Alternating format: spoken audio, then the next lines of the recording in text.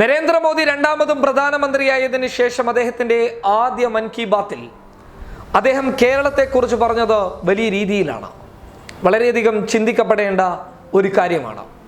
എന്നും കേരളത്തെക്കുറിച്ച് മോശമായിട്ടുള്ള പരാമർശങ്ങളുമായി മുന്നോട്ട് വരുന്ന BJPയുടെ നേതാക്കന്മാർക്ക് മോദിയുടെ ഈ ഒരു മറുപടി തന്നെ ധാരാളമാണ്. ഈ ഒരു വാക്കുകൾ തന്നെ ധാരാളമാണ്.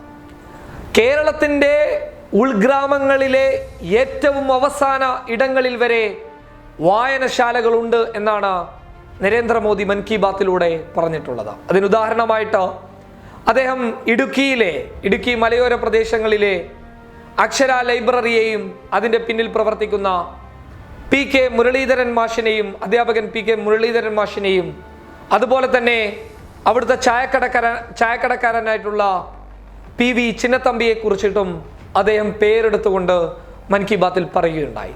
അതിമനോഹരമായിരിക്കുന്നു. സബാഷ് മോദി. എന്തായാലും സത്യമൊന്ന് തുറന്നു പറഞ്ഞല്ലോ. കേരളം വിദ്യാഭ്യാസത്തിൽ മുന്നിട്ട് നിൽക്കുകയും വ്യക്തമായിട്ടുള്ള നിരീക്ഷണ ബോധത്തോടു കൂടി കാര്യങ്ങളെ കൈകാര്യം ചെയ്യുന്നതിൻ്റെയും അർത്ഥവത്തായിട്ടുള്ള തെളിവുകൾ എന്താണ് എന്നുള്ളത് മോദി തന്നെ കൃത്യമായി പഠിച്ച് മൻ കി ബാത്തിലൂടെ പറയുമ്പോൾ എന്തുകൊണ്ടാണ് കേരളത്തിൽ സംഘപരിവാറിന് വേരുറപ്പിക്കാൻ പറ്റാത്തത് എന്നുള്ളത് വ്യക്തമായി മനസ്സിലാക്കാൻ വേണ്ടി സാധിക്കും.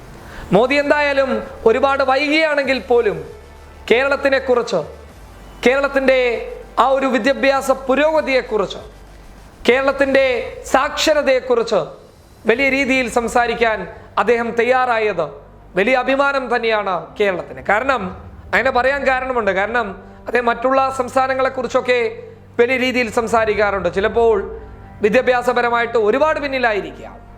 ശിശുമരണ നിരക്കിൽ ഒരുപാട് ഉയർന്നിരിക്കുന്ന സംസ്ഥാനമായിരിക്കാം.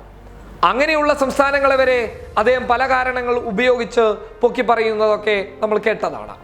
പക്ഷെ എല്ലാം കൊണ്ടും, ആരോഗ്യരംഗത്തെ മികവ് കൊണ്ടും, സാക്ഷരത കൊണ്ടും, എല്ലാം കൊണ്ടും, മൈത്രി കൊണ്ടും, മതേതരത്വം കൊണ്ടും ഇന്ത്യക്ക് തന്നെ മാതൃകയായിട്ടുള്ള കേരളത്തെക്കുറിച്ച് അദ്ദേഹം ഇത്രത്തോളം പറയുന്നത് ഇന്ന് ഇതുവരെ കേട്ടിട്ടുമില്ല. അങ്ങനെ മൻ കി ബാത്തിൽ കേരളത്തെ എടുത്തു പറയുകയും അതിനുദാഹരണമായിട്ട് വ്യക്തമായിട്ടുള്ള ഉദാഹരണം പറയുകയും അദ്ദേഹം ചെയ്തപ്പോൾ ഒരു കാര്യം വ്യക്തമാണ്: മോദി സർക്കാർ കേരളത്തെക്കുറിച്ച് പഠിക്കുകയാണ്. എന്തുകൊണ്ടാണ് കേരളത്തിൽ BJPക്ക് വേരുറപ്പിക്കാൻ പറ്റാത്തത്? വേരുറപ്പിക്കണമെന്നുണ്ടെങ്കിൽ ഇവിടെ എന്തൊക്കെ ചെയ്യണമെന്നുള്ളതിൻ്റെ ഒരു പഠനവും അവർ ഇതിലൂടെ നടത്തിക്കാണുമെന്നുള്ളതാണ് ഞങ്ങൾക്ക് തോന്നുന്നത്. എന്തായാലും മോദിയുടെ ആ ഒരു പരാമർശം വളരെയധികം സന്തോഷമായി. സബാഷ് Modi. News desk public Kerala.